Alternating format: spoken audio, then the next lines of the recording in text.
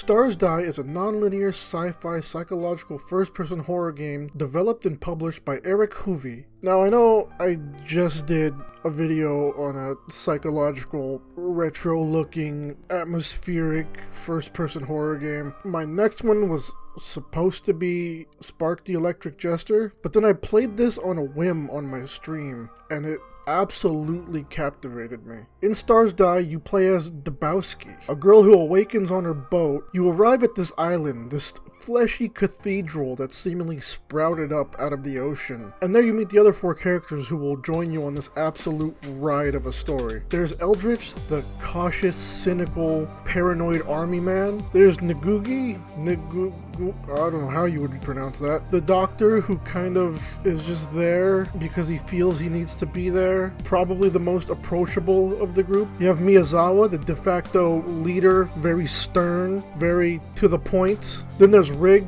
the head researcher, who seems to know a lot more than she's letting on. The story is centered around an unusual phenomenon that has plagued the Earth for who knows how long. And even though everything is pretty vague and not completely spelled out for you, I'm still not going to go that deep into it because I think you should play this yourself. The first thing you'll probably notice is the absolute beautiful pixels. The graphics are just incredibly well done, beautifully pixelated, but still with like a modern look on things. But above that, at least for me, the colors, the way colors were used is absolutely incredible. There's just the way pinks and purples and reds just kind of play around, and then there's like the blue forest. Like you look out onto the ocean, you see the purple moon in the sky, you turn around, you see that big fuck off red moon that wasn't there before, but at some point it showed up. At some point while you're playing, that red moon's gonna show up. I probably shouldn't have said that. I might cut. The way color is used in this game is just fucking beautiful. It's just something that stuck with me, just how well it was done. Like everything, it's not gross. Like it's fleshy and like alien and like not of this world. There is no combat in Stars Die.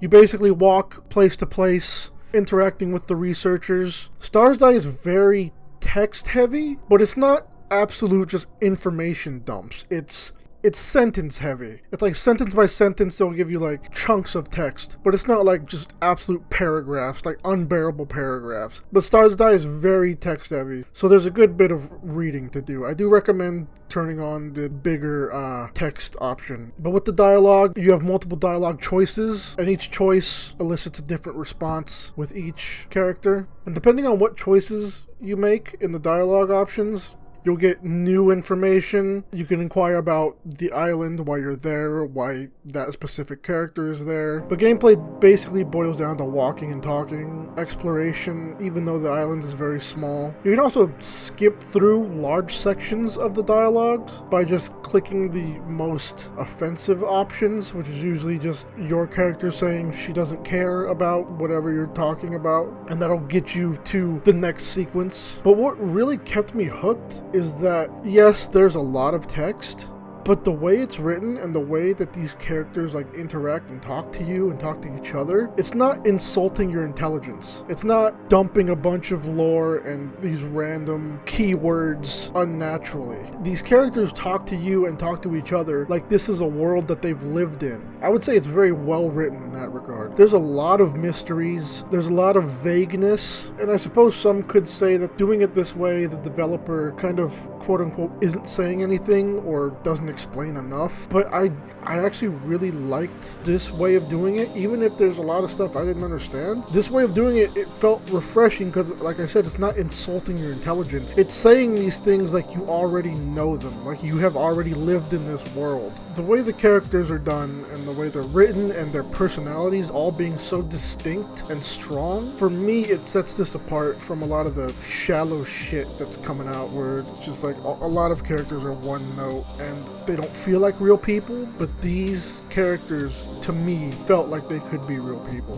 The game itself has multiple endings. I got all the endings, and I would say personally, Rig, Miyazawa, and Eldritch were the endings that were like holy shit moments. So if you do end up playing, I recommend going for one of those, or going for all three, because the game is actually not very long. One session of the game, depending on how fast you read, I guess, would take you like maybe 45 45 minutes ish, maybe. That might be on the lower side. I'll say like somewhere under an hour, 45 to 58, I don't know. Because like I said, you can also, with the dialogue choices, if you pick the one that's just kind of brushing off, then you just move to the next sequence, basically. Stars Die also had unexpectedly great music. Apparently the dev just kind of picked from this one composer. I don't know how he went about it, if you asked the composer to, I assume he asked the composer, you know, hey, can I pick and choose these songs of yours and use it in the game or something? I don't know. I would say the dev has an ear for his own scenes because everything fit pretty well. It was pretty unexpected and actually really good. Music by Connor O.R.T. Linning, by the way. Speaking of the dev, solo dev, it was just made by one guy, Eric Hoovey, kind of on a whim because he's a solo dev, and solo devs, or at least small devs, are usually way more approachable. I was kind of curious, so I messaged him on Twitter and he actually responded. We actually talked a good bit about Stars Die, and like he gave me a little more information on like some of the mysteries, but he said himself he doesn't want to over-explain things. But it was really cool getting to talk to him and telling him how much I appreciated his game and really enjoyed it. Like, it's on my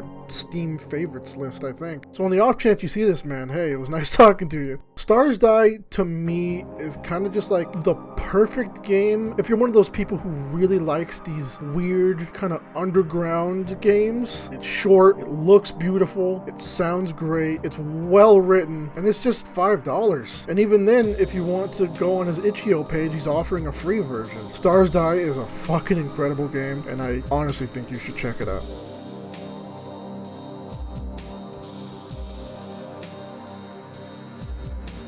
Hey, thanks so much for watching, I truly appreciate it. If you have any games you'd like me to give my impressions on, any suggestions at all, leave them in the comments, hit me up on Discord, send me a DM on Twitter, wherever you can reach me, and I will do my very best to get to them eventually. And also, if you can go down to the links below, check out some of my music. There's probably one of my songs playing right now. I truly appreciate it. But anyway, thanks for watching, and I'll see you next time.